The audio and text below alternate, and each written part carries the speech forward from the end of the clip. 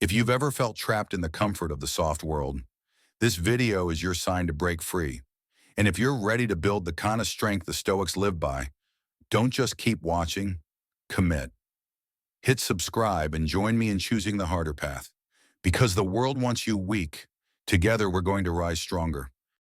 Have you ever wondered why, despite having everything at your fingertips, life still feels harder? Make yourself at home. That's what we say when someone enters our space. Sit down, relax, take it easy. And in today's world, that invitation never ends. We have built entire lives around the pursuit of comfort. Heated seats, air conditioning, soft beds, instant food delivery, endless entertainment in the palm of our hand. But here's the paradox the Stoics would have immediately recognized: the more we chase comfort, the weaker we become. The trap of modern ease. Think about it. Our ancestors woke up with the sun and worked the land just to eat. Survival was the baseline. They carried water, chopped wood, endured heat, cold, and hunger. There was no day off. Their bodies were forged by necessity, their minds by struggle. Contrast that with us. Most of us don't have to fight for food, build our homes, or even walk more than a few steps a day. Our refrigerators hum with abundance. Our mattresses contour to our spines. We tap screens and summon dopamine on demand. And yet, despite all this comfort, depression, anxiety, obesity, addiction, and chronic dissatisfaction are at all-time highs. Comfort was supposed to solve suffering. Instead, it created a new kind of suffering, the suffering of weakness. The Stoics warned us about this long ago. Seneca wrote, "Soft living imposes burdens even on the body. It weakens the mind and extinguishes the flame of the spirit." Comfort left unchecked isn't a blessing. It's a slow rot. The seduction of the sofa. Imagine this. You come home from work. You're tired. Netflix queues up another episode. Your food app pings with a discount. The sofa cradles you like a womb. And in that moment, you feel safe, protected. You think this is what life is for. But the comfort you sink into tonight is the weakness that will cost you tomorrow. Muscles atrophy. Willpower thins. Dreams fade.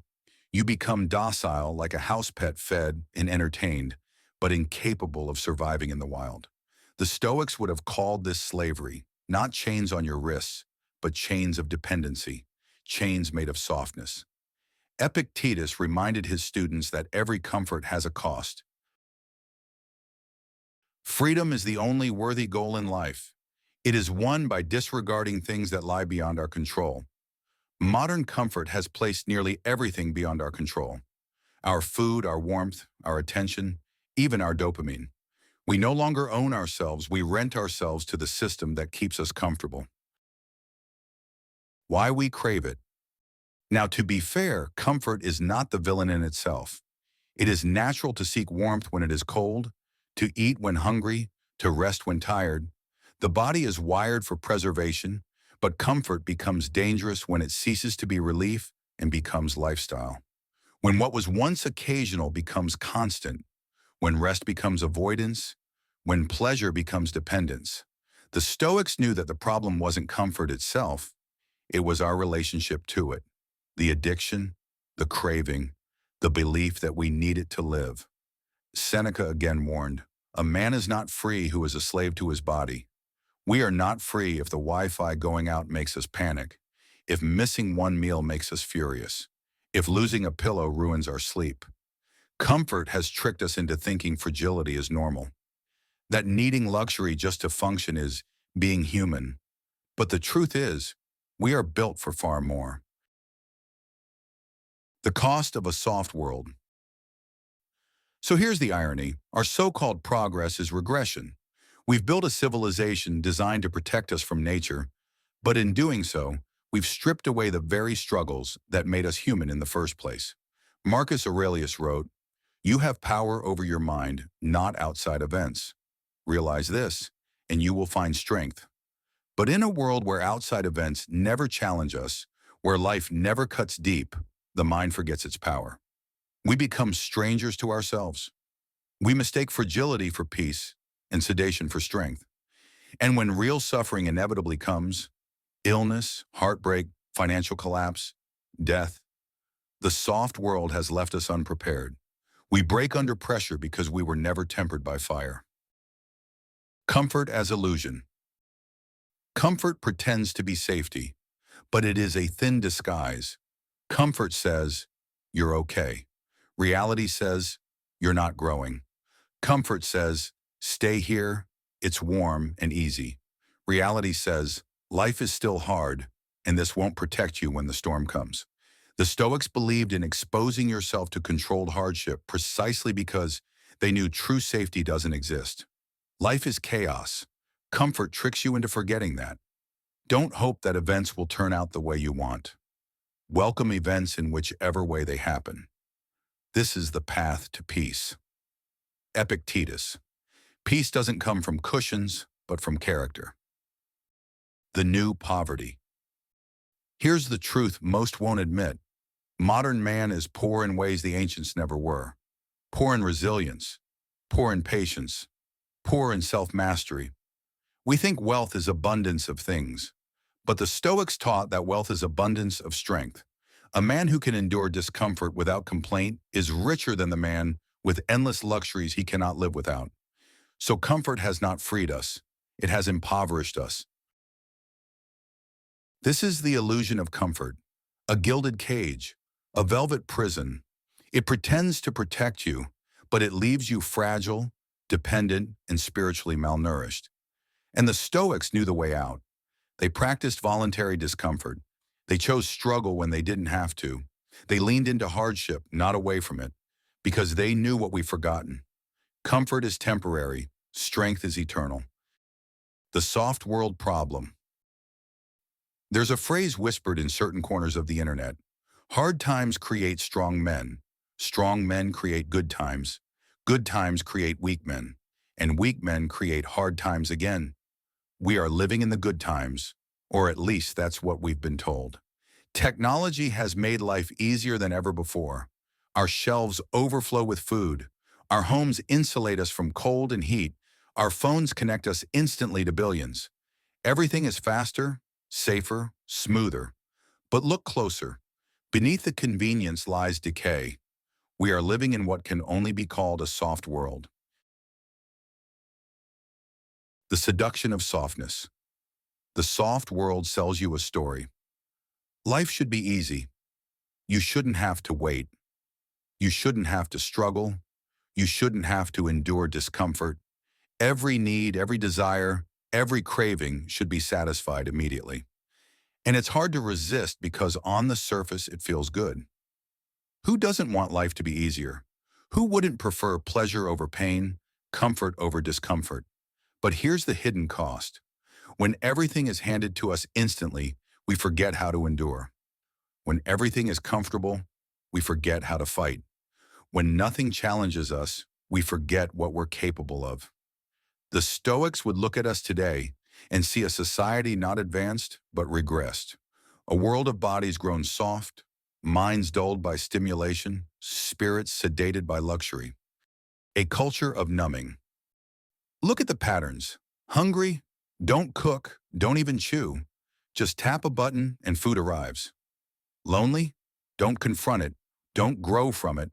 Scroll through endless digital faces. Bored? Don't create, don't explore. Open the infinite feed and drown in noise. Our culture has mastered the art of numbing. We don't solve problems anymore. We sedate them. The Stoics would say this is madness. Seneca wrote, "It is not that we have a short time to live, but that we waste much of it. We are wasting our lives in the pursuit of numbing comforts." The soft world encourages this waste because a weak, distracted person is easy to control. Luxury as poison. The ancients knew the dangers of luxury. Seneca, a man surrounded by wealth, constantly warned against it. We become hardened to the things we despise and soft toward the things we indulge in. Luxury doesn't just make you soft physically, it weakens your mind. It trains you to expect ease, to resent hardship, to see inconvenience as injustice. Think of how angry people get when Wi-Fi lags for 30 seconds, or when an Amazon delivery takes more than 2 days. Our ancestors would laugh at our fragility. Marcus Aurelius lived in a palace, yet he reminded himself daily to rise early, work hard, and face life's difficulties. He saw luxury for what it was, a narcotic that robs you of resilience. The slavery of softness. Here's the most dangerous part. The soft world doesn't just weaken you, it enslaves you. Enslaved to devices, enslaved to consumption, enslaved to convenience. When you cannot tolerate boredom without a phone, you are enslaved. When you cannot go without sugar for a day, you are enslaved. When you cannot sleep without the perfect conditions, you are enslaved. Epictetus, born a slave, understood real freedom better than anyone. He said, "No man is free who is not master of himself." The soft world has given us more choices than ever before, but fewer masters of the self, more luxuries, but less liberty. The myth of progress. We mistake comfort for progress. But ask yourself, are we stronger than past generations? Are we wiser, more resilient, more courageous? Or have we merely traded old struggles for new addictions? We've built machines to spare us labor, and now we grow sick from inactivity. We've created endless entertainment, and now we are numb to beauty. We've eliminated hunger, and now we drown in gluttony. This isn't progress. It's decay dressed in luxury. The Stoic lens. The Stoics were not against enjoyment. They ate fine food, wore clothes, lived in cities, but they warned constantly against becoming dependent on them. Seneca practiced eating the simplest, cheapest food regularly so he could remind himself that he didn't need luxury to live. Marcus Aurelius slept on the ground at times to steel himself against weakness. They lived in an empire full of luxury, yet they chose hardship because they understood what we don't. Comfort is a liar. A fragile society. The soft world doesn't just weaken individuals, it weakens entire civilizations. History shows this pattern over and over. Empires grow rich, people grow soft, values decline, the empire collapses. Rome itself fell this way, not by poverty, but by excess, not by struggle, but by softness. And here we are, repeating the cycle. Marcus Aurelius, the last of the 5 good emperors, saw it happening even in his lifetime. His writings are the words of a man swimming against the tide of softness, urging himself and others not to be swallowed by decadence.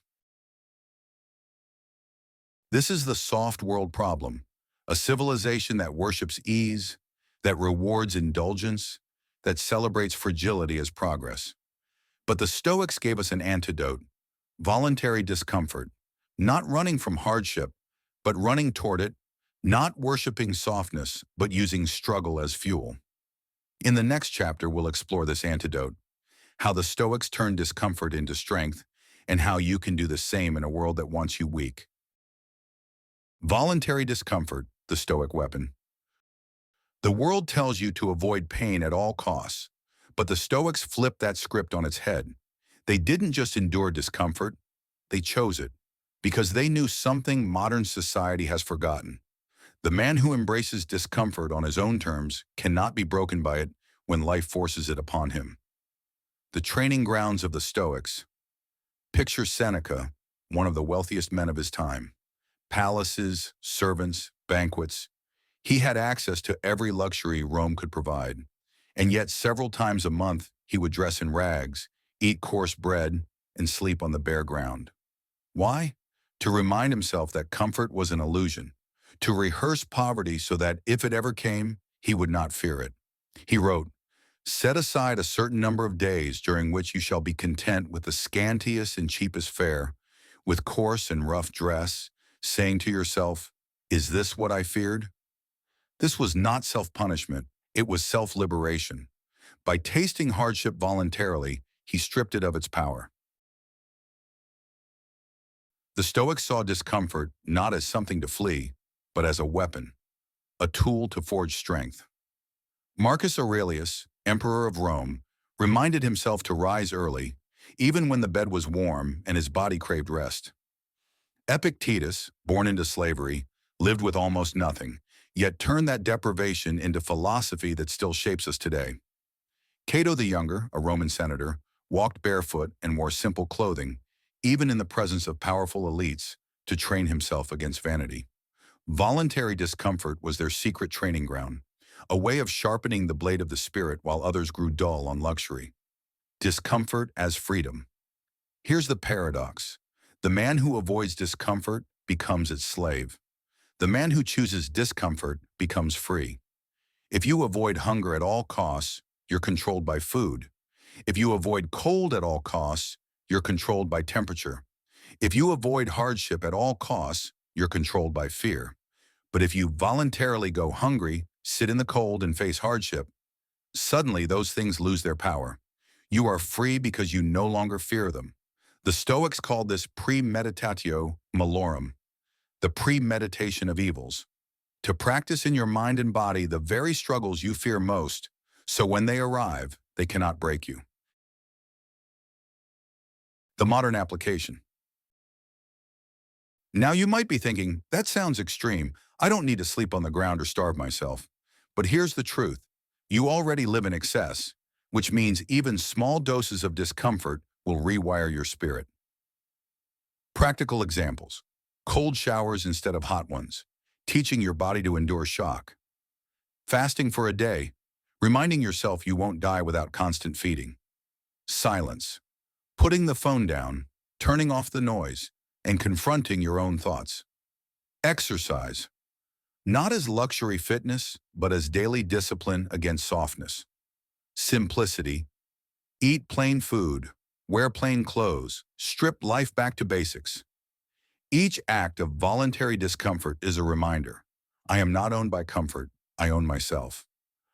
Story of two men. Imagine two men. The first lives in constant comfort. He eats whatever he wants, avoids exertion, drowns in distractions, and panics at the first sign of struggle. He believes he's free, but the truth is, he's enslaved by every craving. The second chooses discomfort.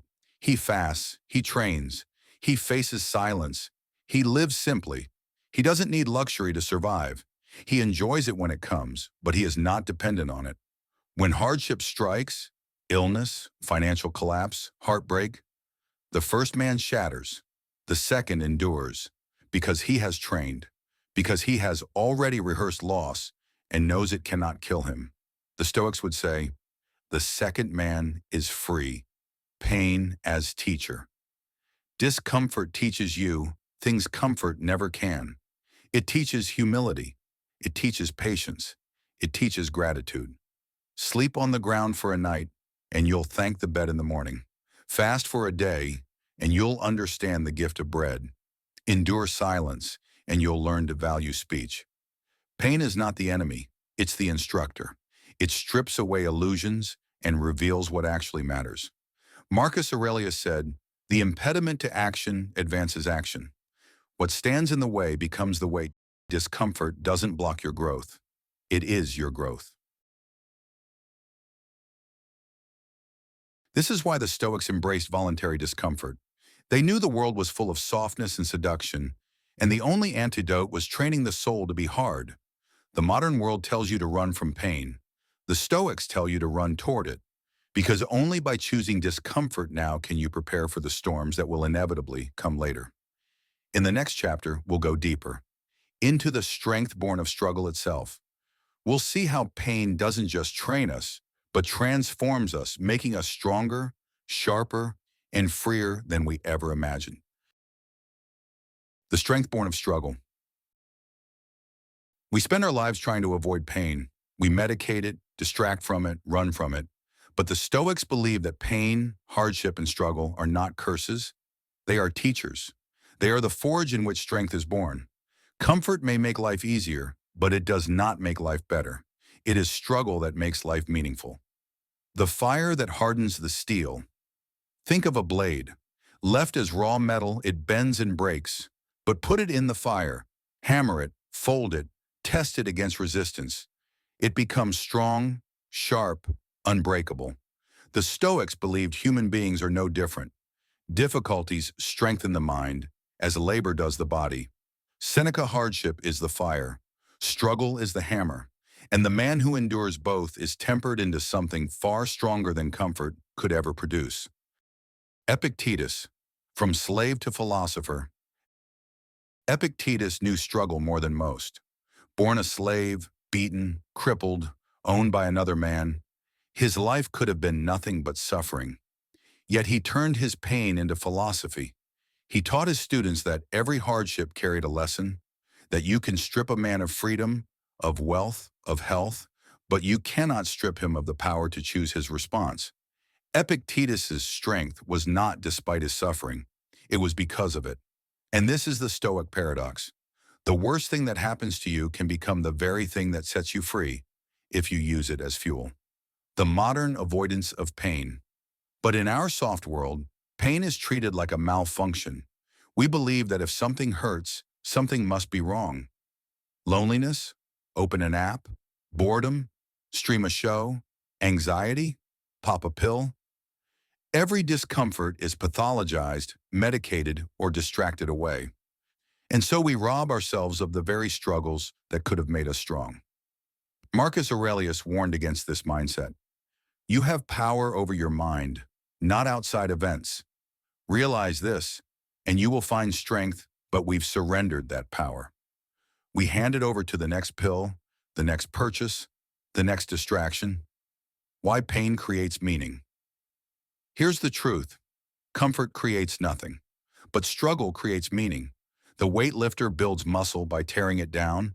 The entrepreneur grows by failing, losing, starting again. The grieving parent finds purpose in teaching others to endure loss. Every great human achievement is born in pain.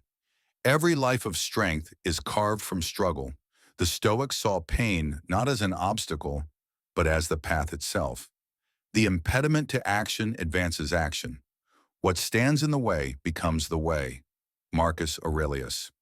The wound is not just something to heal from. It is the very place your greatest strength emerges. Stories of strength. Think of a soldier who has faced battle. He does not panic at small inconveniences. He has looked death in the eye. Think of a man who has endured hunger. He does not complain when dinner is late. He knows the body can survive without indulgence. Think of a woman who has endured loss. She does not fear silence. She knows the depths of the human heart. Struggle strips us bare, but in doing so, it shows us what we are truly capable of. The gratitude born of struggle. Discomfort breeds gratitude in a way comfort never can. Sleep on the ground and you'll thank the bed. Fast for a day and you'll savor bread. Lose someone you love and you'll cherish every breath you still have with others. The soft world teaches entitlement. Struggle teaches appreciation. Seneca said, "It is not the man who has too little, but the man who craves more, that is poor." When you've endured struggle, the simplest things feel like riches, choosing struggle as growth. So the question becomes, will you choose comfort and grow soft, or choose struggle and grow strong? Because life will hand you pain regardless. The death of loved ones, the collapse of dreams, the betrayals, the failures, all of it is inevitable. You cannot escape suffering, but you can choose to suffer well, to embrace the struggle as the forge, to use it as fuel rather than curse. The Stoics knew that comfort breeds fragility, but struggle breeds strength, and only the strong can face life with freedom. Comfort has made us weak, but struggle has always made us strong. The question is, will you embrace the pain or let it break you? In the next chapter, we'll step into the final truth. How to rebel against the soft world, not with violence or anger, but with quiet self-mastery. How to turn voluntary discomfort and struggle into a form of freedom the world cannot touch. Rebellion against the soft world. Most people think rebellion means marching in the streets, shouting slogans, or raging against power. But the Stoics understood a deeper rebellion, one that doesn't rely on politics or protests, but on mastery of the self. The true rebellion in a soft world is this: refusing to be owned by comfort. Quiet revolt. Think about it. Society wants you comfortable, not because it loves you, but because comfort keeps you docile. It keeps you consuming. It keeps you compliant. A comfortable man will not rise. A comfortable man will not resist. A comfortable man will trade freedom for ease every time. So when you choose discomfort, when you fast, when you endure silence, when you say no to indulgence, you are committing an act of quiet rebellion. You are saying, I cannot be controlled by the same comforts that enslave others. This rebellion doesn't make headlines. It makes character. Saying no in a world addicted to yes. The soft world is built on excess. More food, more scrolling, more luxury, more yes. But the Stoic rebel says no. No, I don't need to eat every craving. No, I don't need to check every notification. No, I don't need to indulge every impulse. Cato walked barefoot through the streets of Rome to train himself against vanity. Marcus Aurelius, emperor of the known world, reminded himself not to be seduced by power. Seneca stripped himself of luxury to test his resilience. Each act was rebellion against a culture drowning in excess. Self-mastery as resistance. In a soft world, the strongest act of defiance is to master yourself. Because if you cannot master yourself, the world will master you. If you cannot control hunger, corporations will. If you cannot control attention, algorithms will. If you cannot control fear, tyrants will. The Stoic path is rebellion because it trains you to be untouchable. The man who needs nothing cannot be manipulated. The man who embraces discomfort cannot be broken. Epictetus put it simply, no man is free who is not master of himself. The world wants you distracted. Why do you think modern life is engineered for comfort? Because distracted, dependent people don't think about higher things. They don't think about truth, freedom, or meaning. The Stoic rebel is dangerous to the system not because he fights it, but because he no longer needs it. He can walk away. He can live on little. He can endure hunger, cold, rejection, even death. The soft world can't control a man like that. Rebellion without anger. Here's the key. Stoic rebellion is not fueled by rage. It's fueled by clarity. The angry rebel can be baited, tricked, distracted. But the Stoic rebel is calm. He doesn't fight the system with brute force. He slips through its grip by not needing what it offers. Like a martial artist using an opponent's weight against them, the Stoic uses the system's excess against itself. While others drown in indulgence, he finds strength in simplicity. This is rebellion without shouting, rebellion without blood, rebellion that begins and ends within. Your quiet revolution. So what does this look like in practice? It looks like this. Choosing a hard workout over the couch. Choosing silence over noise. Choosing discipline over indulgence. Choosing less when the world screams for more. Each choice is a strike against a soft culture. Each no is a step toward freedom. The rebellion begins not in the streets, but in your habits, not in politics, but in your soul. Closing, the call to arms. This is the final truth. The world wants you weak, distracted, dependent. The Stoics want you strong, focused, free. Rebellion is not about breaking chains outside of you. It's about breaking the chains within you. The addiction to comfort, the worship of ease, the slavery to indulgence. So ask yourself, will you remain a prisoner of the soft world, or will you rise as a Stoic rebel, untouchable, unbreakable, unstoppable? Because in the end, comfort will rot you, but discomfort will set you free. The greater the difficulty, the more glory in surmounting it. Skillful pilots gain their reputation from storms and tempests. Epictetus. This is your storm. This is your rebellion. Not with noise, not with violence, but with self-mastery, the ultimate act of defiance. The world will keep whispering, stay comfortable, stay small, stay weak. But you know the truth now. The Stoics left us a map. Strength through struggle, freedom through discipline, rebellion through self-mastery. If this message resonates with you, share it, subscribe, and comment below. Discomfort is my teacher. Because this is more than a video, it's a rebellion, and it begins with you.